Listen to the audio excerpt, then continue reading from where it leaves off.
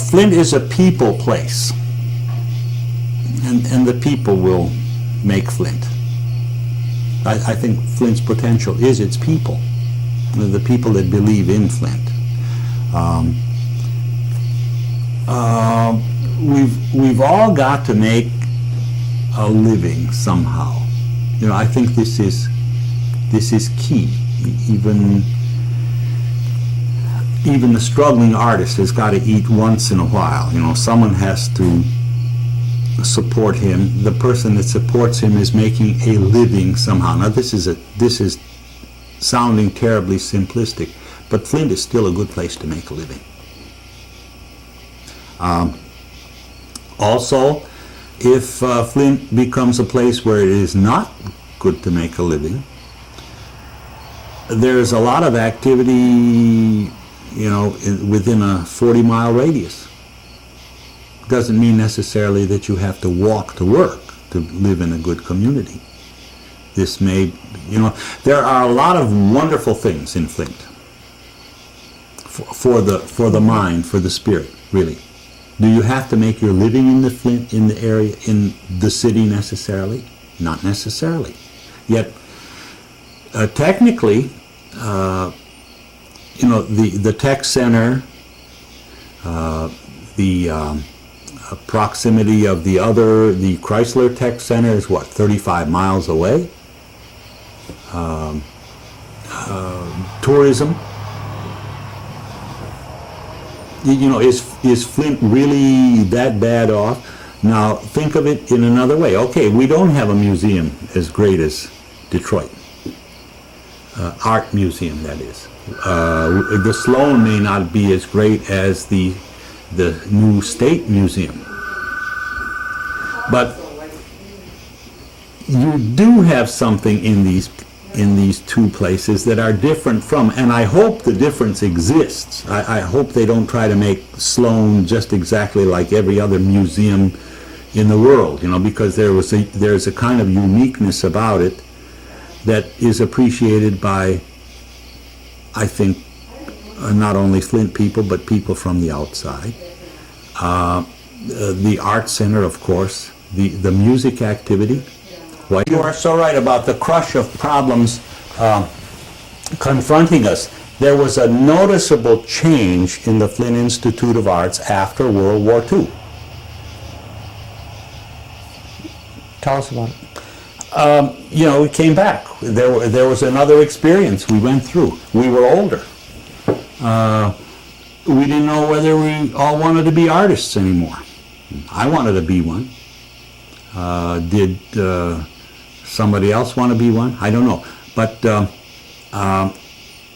it was at that time that Dick Freeman was also director, and the Institute started to develop problems in personalities, conflicting with personalities, you know. Should the Institute get bigger, or should it stay the same? Should it be intimate and very choice, or should it be opened up to the community? And there was that change. What was your view on that? My view was I didn't know. You know, I said, well, isn't it great to go to a place like the Detroit Institute of Arts? Maybe the Institute could be a little bit bigger, and maybe just classroom situations are not the only situations that are important for the city. And I think, looking back, I'm sure that Club Calumet had something to do with saying, look, these people have given permanent gifts to the Flint Institute of Arts, and there is no place to exhibit them. We can house them, but we can't exhibit them. What good are we? You know, it must grow, despite the fact that you're going to have personality problems, financial problems, and all the other problems connected with public institutions. That was the thought. I know that the decision was right. It was correct to expand and not make it easy on yourself and stay provincial. Look what's happened to the art world since World War II. You know, the artists have never had it so good, really. despite they claim that there's funding cut and all of that stuff. But generally speaking, the artists have never had it so good. You can paint in any style you want to paint today and get away with it. You can invent your own style and get away with it, you know. You can do anything you want and get away with it. So, What role do you see the Art Institute playing today within the community, within the art world broadly, and what role could it play? okay.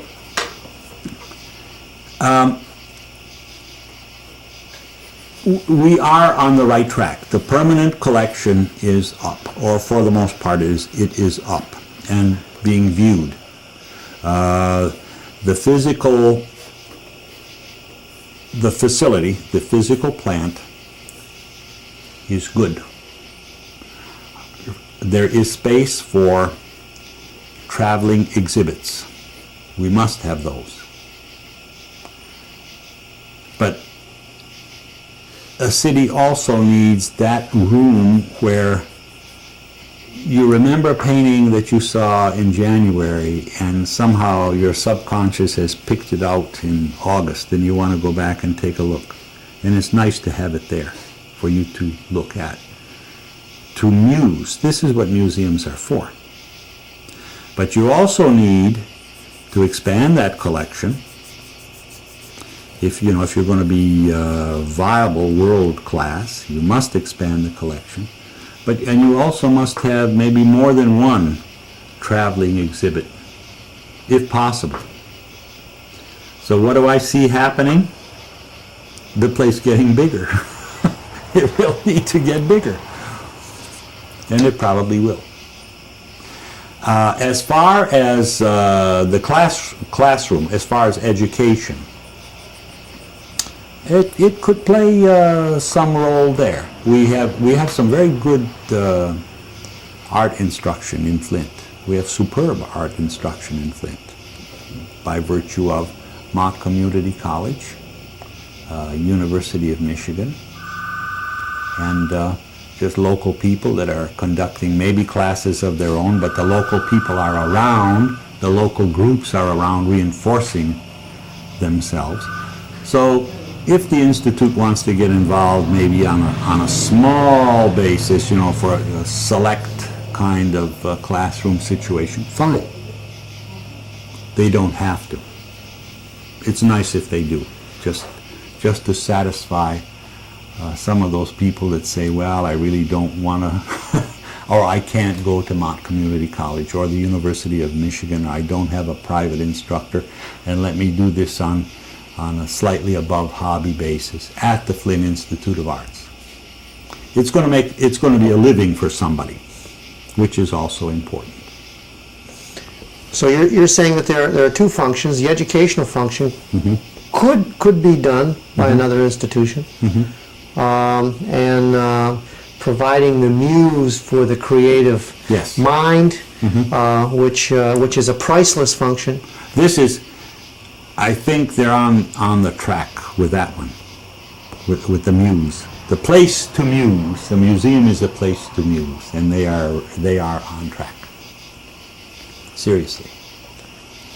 Historically, isn't it great that this happened? Hardly anyone knew that this permanent collection happened. And we got bits and pieces of it here and there, but here it is. And there will be more. I hope it inspires other collectors to do more. That's why I'm certain the place is going to go up, or wherever. It will have to go up, or around or something, but it will get bigger. It's a fine museum. It's a fine, Flint Institute of Arts is a fine place. I've been to more than one in other parts of the country. Smaller ones,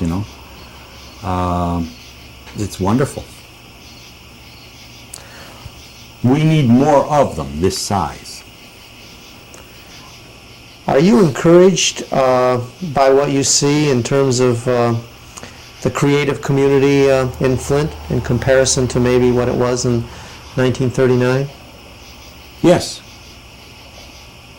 the people are better. The artists coming out are better. They really are. Why do you say that? Well, it's only a personal opinion. But Steve Curry came out of Mott Community College. He is now a world-class figure, Flint, Michigan. Whether you agree with his sculpture or not, or whether his star will dim quickly or not is another thing. But he made it for a while, right? Okay, and he's still making it. He's still doing some very beautiful stuff.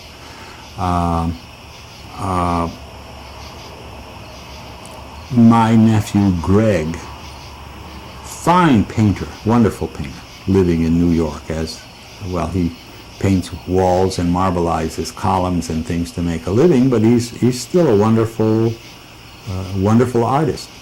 Those are just two, and I know because this is part of the family. There are others that are doing superb things. I think they're better than they've ever been. They should be, you know. Education is so much easier. Or is it? I don't know. Where did Thomas Benton learn to paint? He just had the desire to paint, basically. So you go to another artist who knows his craft very well or doesn't know it so well, so you're gonna learn it the way the master knows it, right? That's what happened to us at the old Flint Institute of Arts. If you would ask Jerry Brozick what he used in his paint when he painted, I doubt very much that he really knew, except that Ferguson's art shop said you use a little boiled linseed oil and Damar varnish and turpentine, and here are the best colors in the world. And from that point on, the artist was the artist. He wasn't concerned so much about the technique. He knew that someone had those answers for him. Today, the books that are written, if you want to get into technique at all, the books that are written on technique will absolutely astound you. You know, the answers, someone has written all the answers already. Many of them wrong. You know, some of the wax mediums and so on and so forth are questionable. But for the most part, also look at the experience we've had. You had people like Fran Merritt, for instance, who was a very fine artist in his own right, a director, personality-wise, a perfect person to be director because of the situation concerning the Board of Trustees and those people behind the financial structure. A wonderful man, artist in his own right. Van Duzer, C.E. Van Duzer. He was here for less than a year and won the big prize at the Butler Show in Youngstown. You know, knocked the art world apart. Well, he stopped in Flint for a moment or two, right? Bob Wilbert and his, you know, just absolutely remarkable paintings that he's done. These are, you know, they passed through Flint. They left a little bit here, you know, every one of them. John Davies stayed here because this was a good place for him to make a living. He made a wonderful living. He practiced his art very freely. Basil Hawkins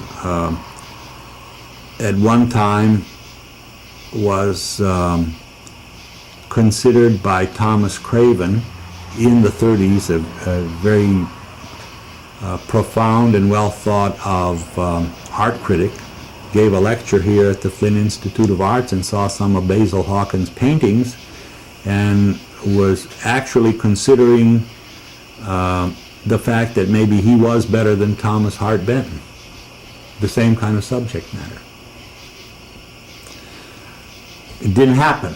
Benton and Craven were, you know, they were friends. They socialized in the summertime up in, where was it, Martha's Vineyard or Vinyl Haven, which brings in the other part of the art world. You know, you really got to know somebody Not that Benton was that bad an artist. I'm wandering now. What do you want to Puts hear? the edge. I'm loving the wandering. Let's reminisce a bit. Okay. The Institute moved into the Rio Salmon building in 1930. And it stayed there for about 11 years. 1941 was when it moved to the Congregational Church. Yes. You must have been very involved in the Institute at that time, taking classes. Tell us about that. It was a shock to the art community. Here, it was wonderful. It was comfortable upstairs at Rio Salmon's garage. You know, if you had a key, you went up there and you used the lithograph press whenever you wanted to use it. Basil Hawkins would print up there. Eddie Ferguson would print up there. Dirk Van Dyke printed his lithographs up there. There were the life classes where, you know, the advanced students would draw from the model. And it was a great scene. But it wasn't, I don't think, as dynamic as some vision out there saw it. They needed a fancier gallery, and this Congregational Church had one that went up there, 20 feet or so, and it was kind of nice. There were classrooms upstairs and there were classrooms downstairs, so that you didn't have to do pottery in the painting studio. The painters lived upstairs and did their mess up there, and the sculptors and the clay people went downstairs. And that was about all it was. There wasn't any experimental wood carving or welding or anything of this kind that came after. Well, it was being done in New York by David Smith and others. It was being done in Detroit, but it wasn't being done at the Flint Institute of Arts because the facility wasn't there. But it was a shock nevertheless, because all of a sudden we're getting fancy. Now, is this good? You know, are we really ready for this? Well, you are or you aren't, and if you're not, you move away, right? Which is what some people did. Yes. Wonderful. This is so intriguing, really. Is the microphone, yes. if I do this, does it sound differently, or Yes. what happens? Just look at me and... Fine.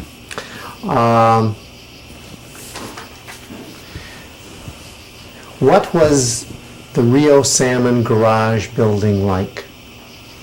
The Rio Salmon's garage building was wonderful. You opened the big 12-panel oak door and walked up, I think, 20-some steps, but at the top of the steps was some beautiful painting, and that was the hallway, you know, and the desk was to the left, and to the left of that was the lithography room, and there was a little storeroom behind the secretary's desk, and further on was the big studio, lighted from the north and from the east. I think the ceiling must have been 10 feet, but it was just wonderful. It smelled great because casein paint at the time, the stuff we used on paper, was called Texelite. It had a beautiful, beautiful aroma. You know, it was a pleasure to walk up to the studio, grab the manila paper, thumbtack it on a board, and go to work. And you took classes there? Yes. And how old were you when you first went to Rio Salmon's garage? I think 7 or 8 years old, perhaps 8 years old.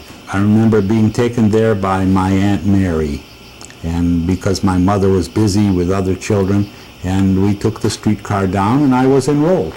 And I think it was through the public school program, but this was underwritten, if I am not mistaken, by Mary Bishop. I'm quite certain that she asked around the city for people that might be interested in furthering their artistic studies.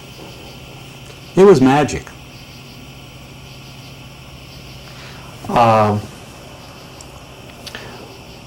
What was the creative climate? You received a scholarship when you were 15 in 1939. Yes. And tell us why you got that scholarship. Well, I really don't know why I got it, because there were a lot of people that were pretty good.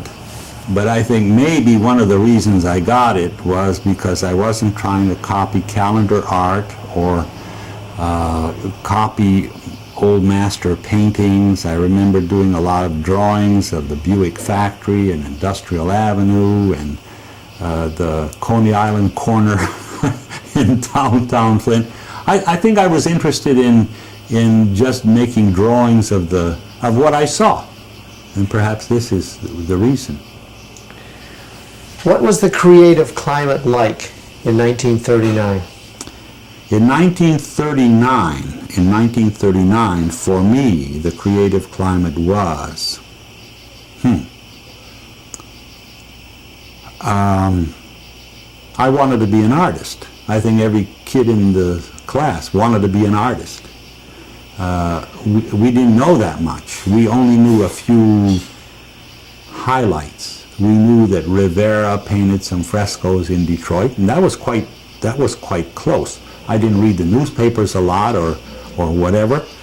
I didn't know that he went to New York to paint a big fresco until Bill Croft introduced me to the Dimitrovs, who lived next door to his mother's on Dewey Street.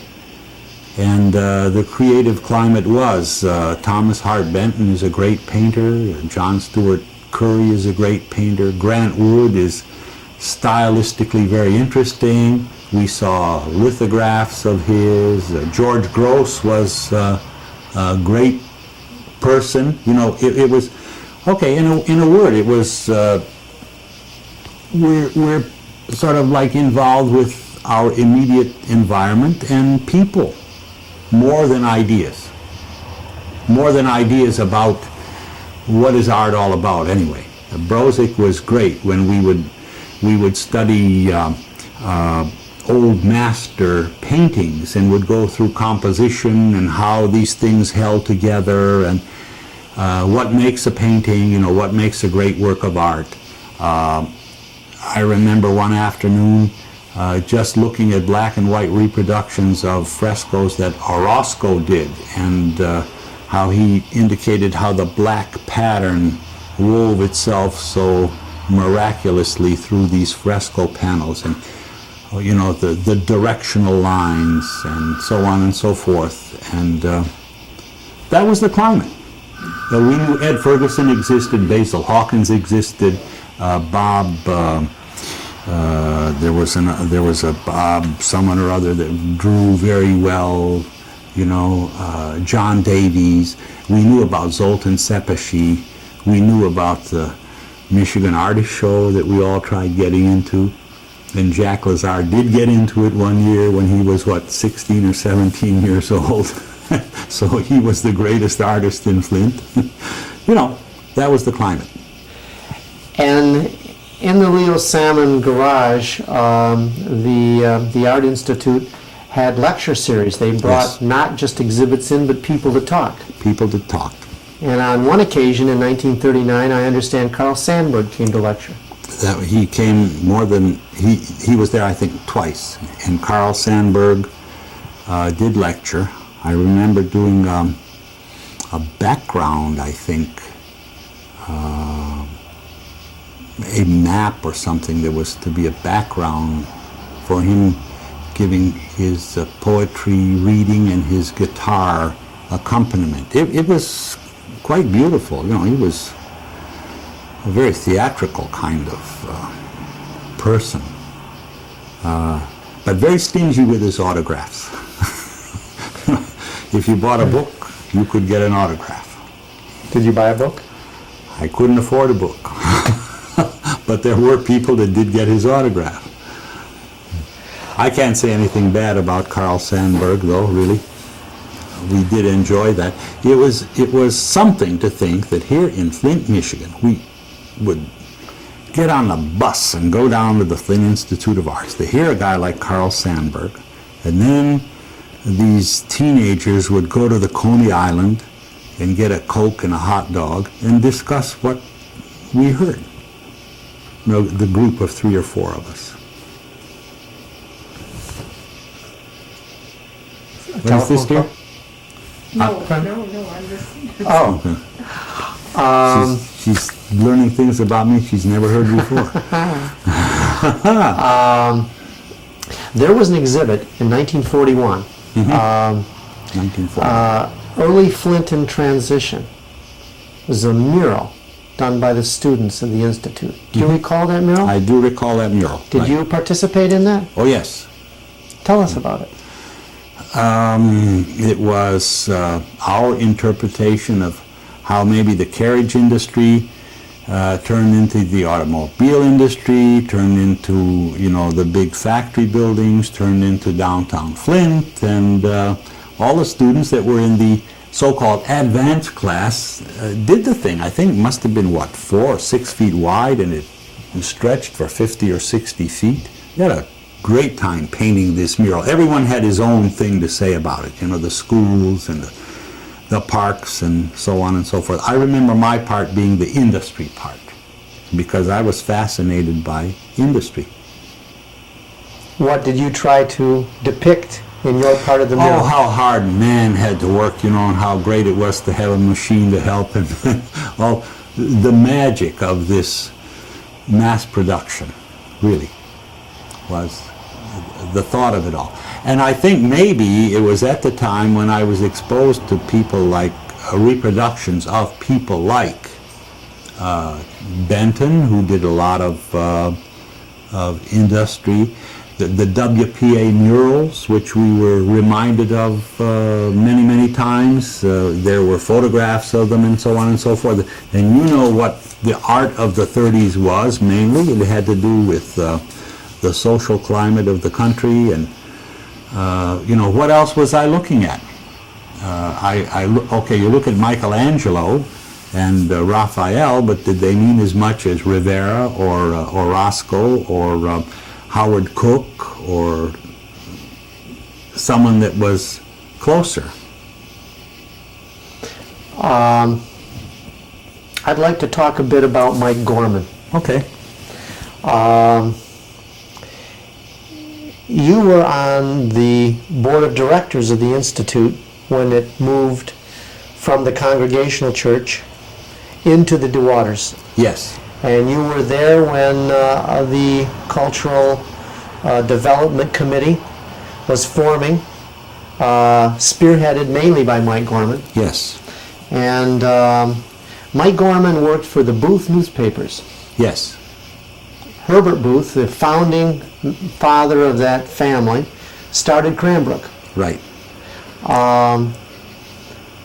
Tell us about when you were a student at Cranbrook, about your first introduction to Mike Gorman. Or Well, I was never, I think, formally introduced to him at Cranbrook. I think I perhaps shook his hand more than once at the Flint Institute of Arts, but being a student at Cranbrook, and my studio was on the 2nd floor, and it was very interesting to see Mike Gorman walking, you know, shoulder to shoulder with Zoltan Sepeshi up and down Academy Row, and I'm saying to myself, well, isn't this something? You know, here, the editor of our local newspaper is here talking to Zoltan Sepeshi, so all these things I am hearing about Mike Gorman being quite a great man are absolutely true.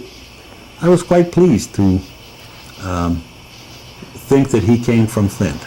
I thought I was in awe of him, truthfully, even to the very end.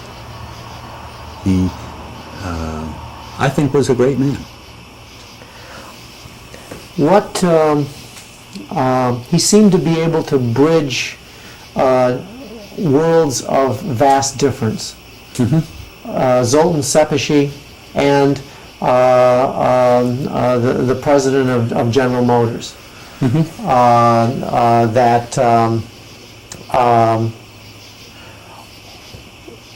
Tell us about, as you understand, the impact Club Calumet, his home on Calumet Street? Yes. I was never in Club Calumet, and I'm not a great believer in rumors or anything of this kind. But as I understand it, it was a place other than the City Club that was a very public kind of place, or any other Durand Hotel dining room or the local Coney Island, where people that were of true influence could gather and not only hatch but implement ideas. And that's all I can say about Club Calumet.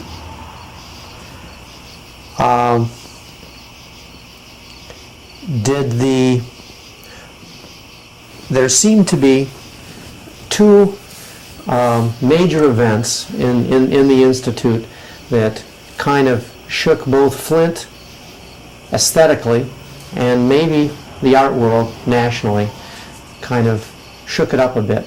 One was in 1941 when Richard Freeman brought the exhibit Art Marches On. Yes. Tell us about your thoughts on that. All right. I was old enough then to realize that I was looking at great art. We had exhibits at the Flint Institute of Arts. There were local exhibits and there were statewide exhibits, and there were exhibits of national stature. But this was a shocker.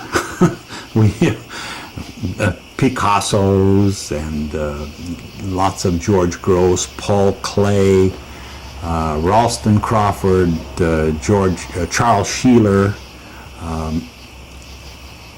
It pointed away from regionalism, and I think this was principally its impact. It didn't please all of the artists, nor did it please all of the board. The big question being, was this too much for Flint to even look at this time? That's all I can say about that, I think. I do recall, though, that I liked it.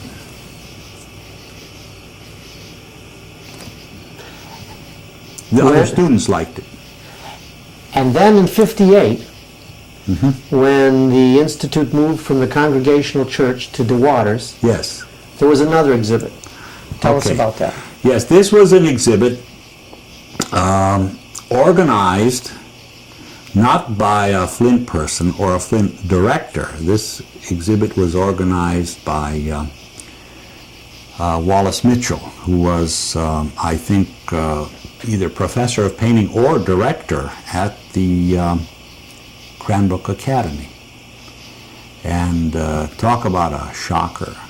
This was literally lifted from the Soho type galleries in New York, and it was total abstract expressionism, painting as huge as ordinary living room walls, paint plastered on thick like you couldn't make it any thicker, no subject matter.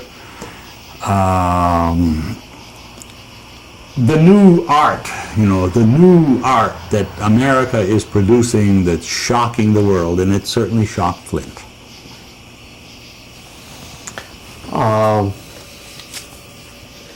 You had a shocker in 1951. I understand that your painting Sight of Snow caused quite a stir. I can't imagine how a conservative, realistic painting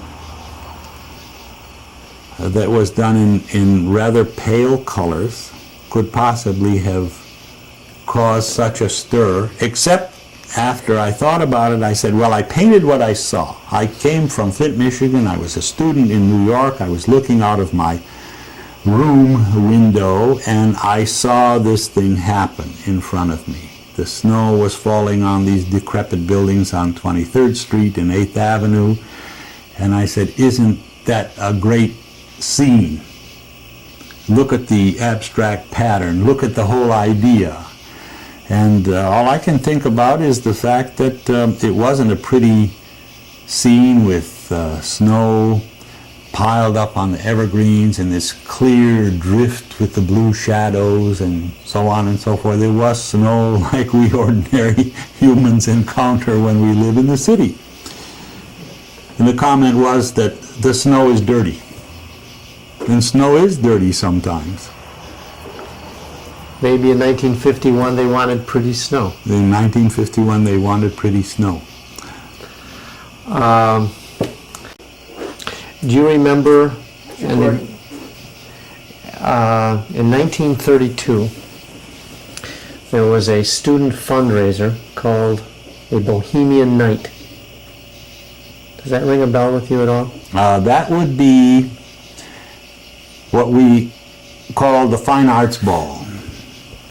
And yes, we painted decorations for that. The students painted decorations. They were quite huge, 8 feet by 10 feet on paper. They were stretched out on the floor of the Rio Salmon's garage.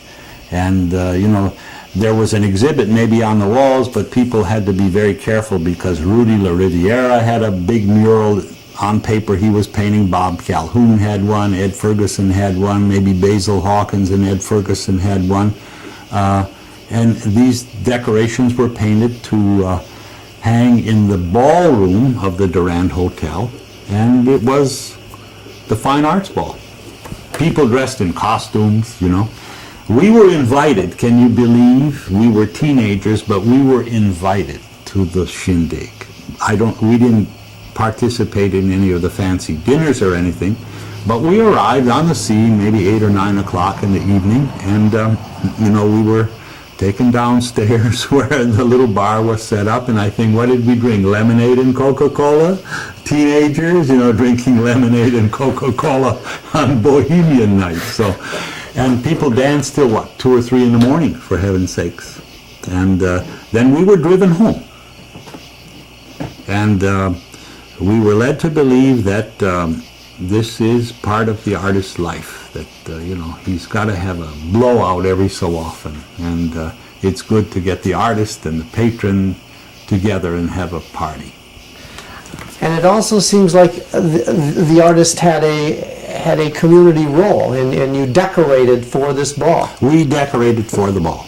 And, not only the student artists, but the rather accomplished people like Ed Ferguson and Rudy La Riviera and Ed Muller, who was a journal artist, a newspaper artist, and we had a community role. This was getting into the Depression. 32, I think it 33. was Depression.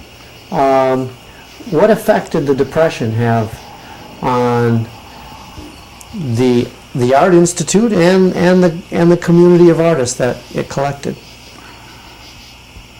The community of artists, I don't think, really knew what was going on. We were too young to understand. We heard about unemployment. We heard about people on welfare. Fortunately, my family was not on welfare. We had relatives that were, but somehow or other we managed to get by without it, or my mother and father did somehow. I remember hearing always about debt, that we must make a payment. We can't make it all, but we have to make some sort of effort to pay our debt, and I do remember this very thoroughly. Artistically, it didn't mean too much because we went to the Art Institute every Saturday. We'd get there early, maybe 10 o'clock in the morning, and didn't leave till 6 o'clock or 7 o'clock. We painted, every Saturday. On Sunday, we'd go sketching. So what effect did it have on us, really? I remember, or many a Sunday, my dad would drive the family to Detroit.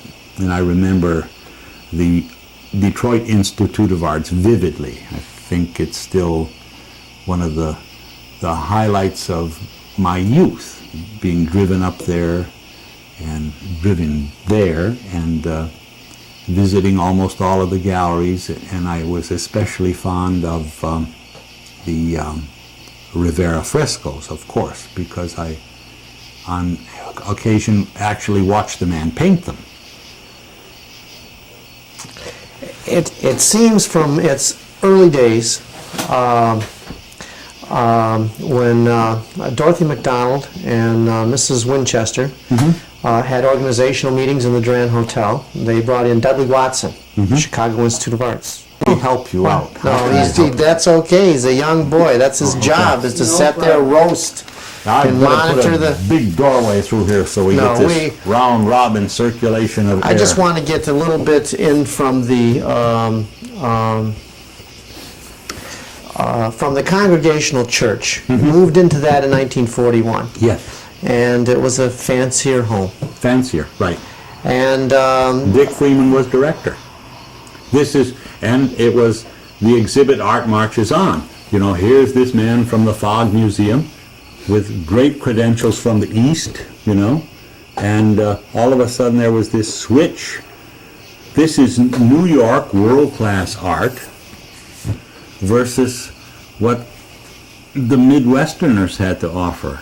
In a sense, it's Chicago versus New York, right? And that still exists today. So, Fogg Museum, Harvard. You know. You were comfortable there until 1958. So, tell us about what did we know? What did we know?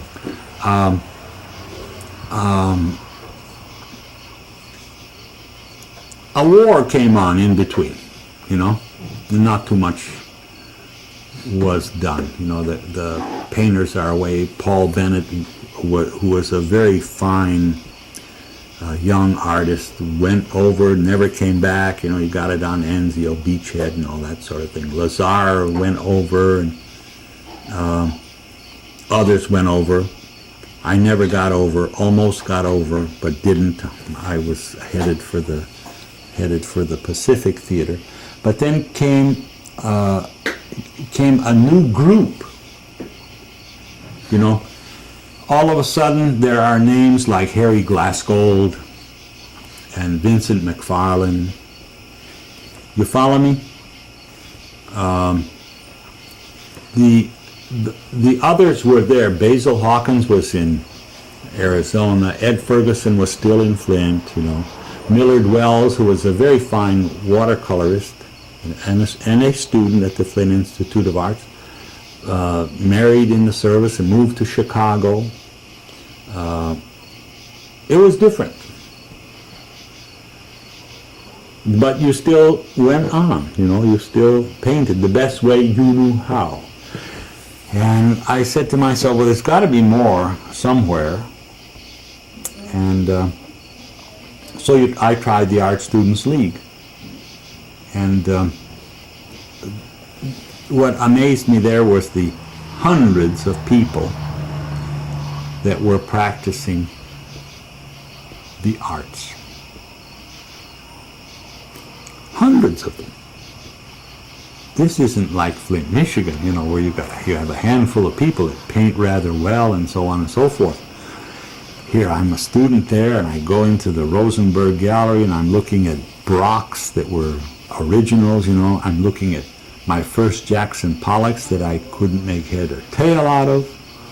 I'm looking at Stuart Davis that I kind of liked, and Ralston Crawford's that I kind of liked, you know, and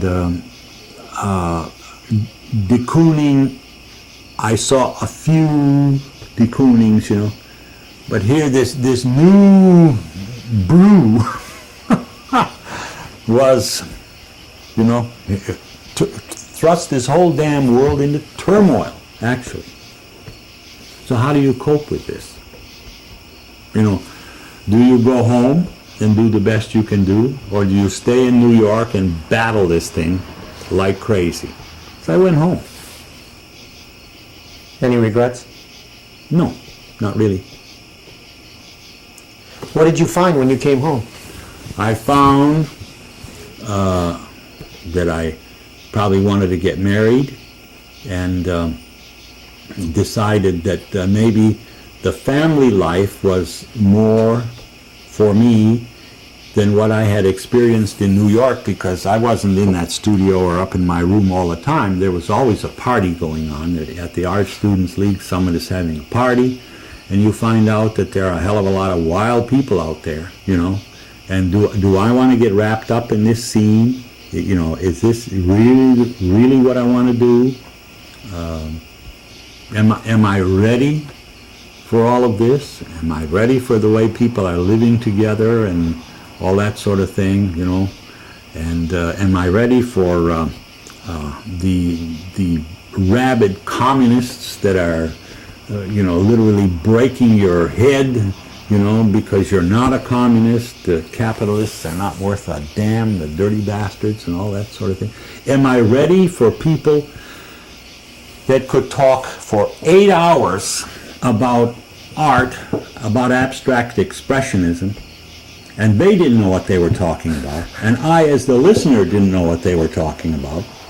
And this has been proven more than once. I mean, the fact that the critics themselves have to fill pages of things with words and really don't know what the hell they're talking about.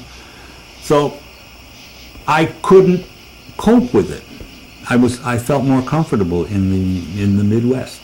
Also, I heard many things. Even Morris Cantor, my instructor at the League, said, you know, art can't be taught.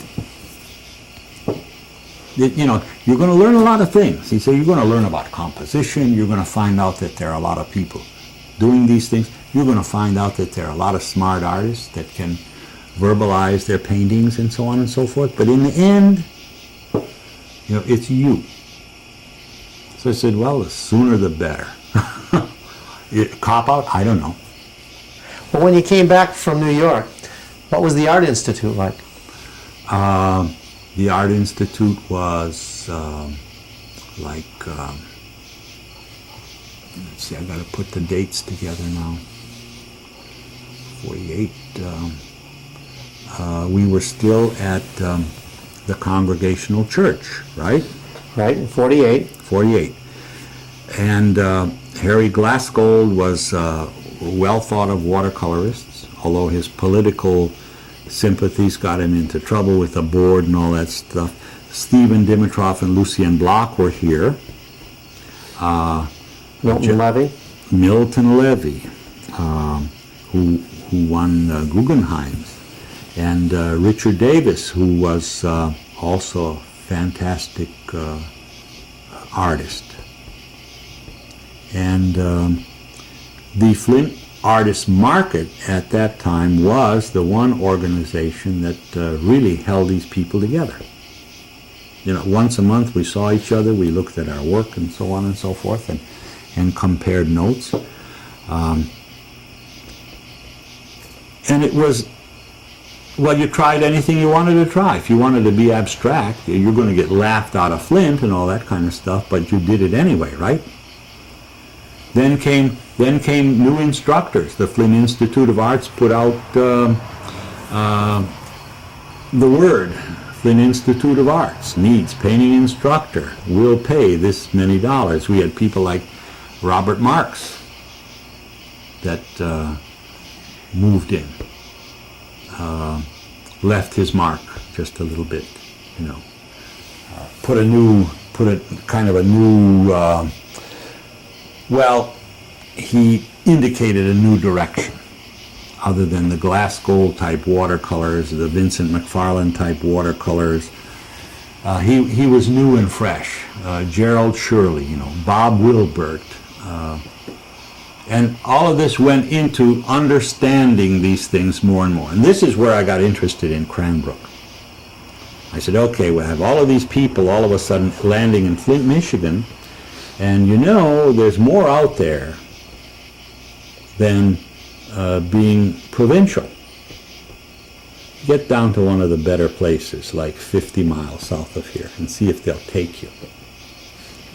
So like a jerk, you know, instead of having a neat little book with slides, you know, like you're supposed to have, you know, I bring the real things. One of the canvases was 48 inches high and 36 inches wide, a portfolio full of drawings and stuff. And the secretary said, well, Mr. Sepeshi and Mr. Mitchell will be in to look at these things, and we'll let you know. I got a nice letter from them. Come aboard!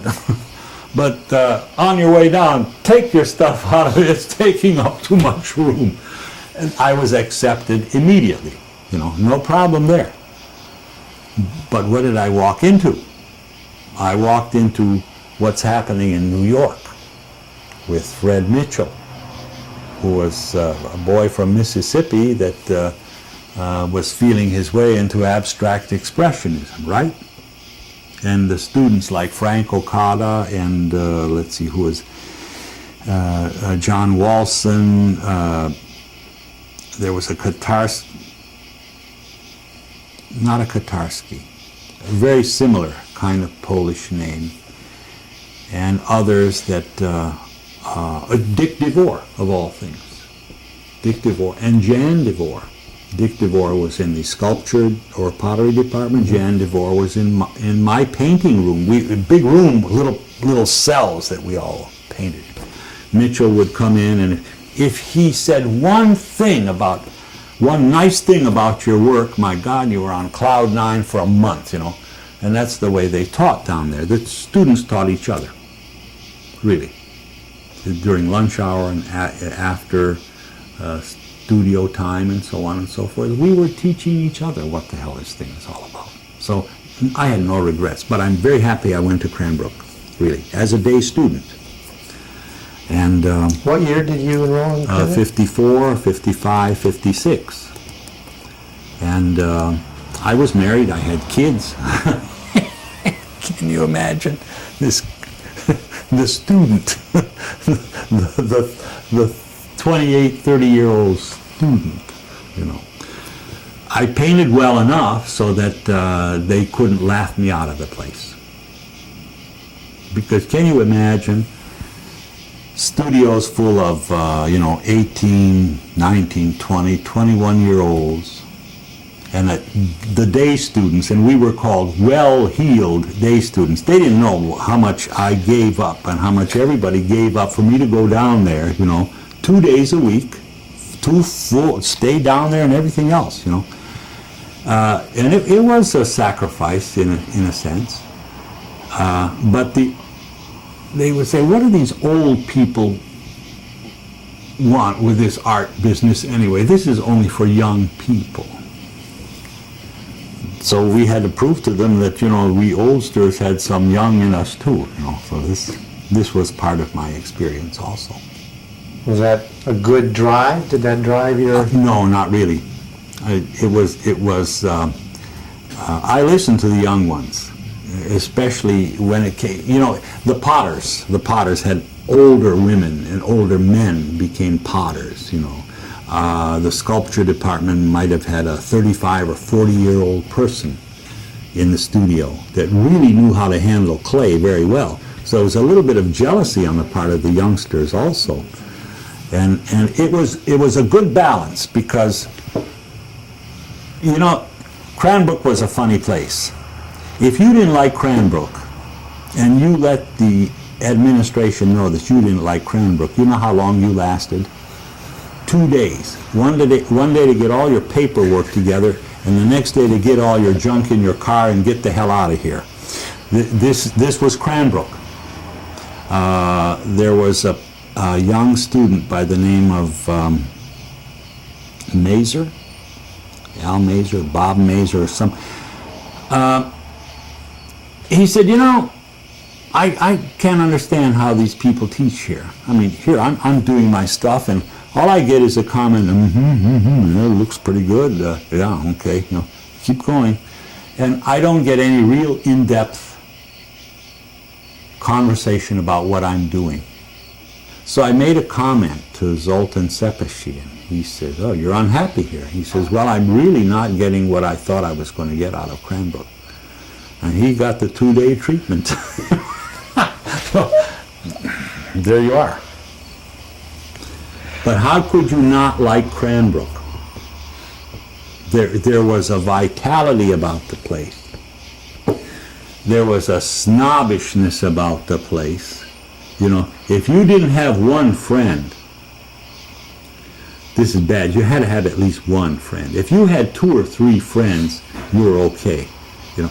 But there were people there that would absolutely not give you the time of day. You're walking that way on the sidewalk, and he is walking this way on the sidewalk, and he absolutely he won't cross the street or anything, but he will absolutely not communicate in any way, shape, or form with you. He's too far above to be even nice to you. But then came the Friday seminars, you know, and that's what everybody let down. And, you know, a little beer came in, a little wine came in, everybody loosened up a little bit, and this is where you learned a lot about art. You learned that and you brought it back here to Flint. Yeah. And you never thought of moving to Detroit, moving back to New York? You mentioned Mike Gorman and his influence. He had a regional influence. Mike Gorman, now that I am as old as I am and recollect and realize just a little bit more about how things are really done. Things are not done emotionally. They are done emotionally in a sense. Tom Kaiser, can we break Sure. for... I'll put it, there we go.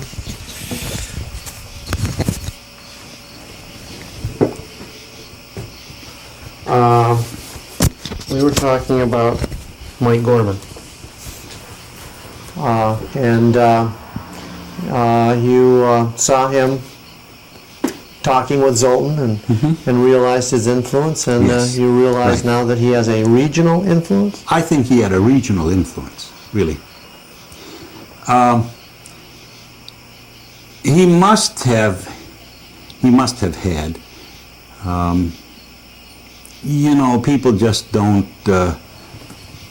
plunk down $25,000 a crack, you know, to make a cultural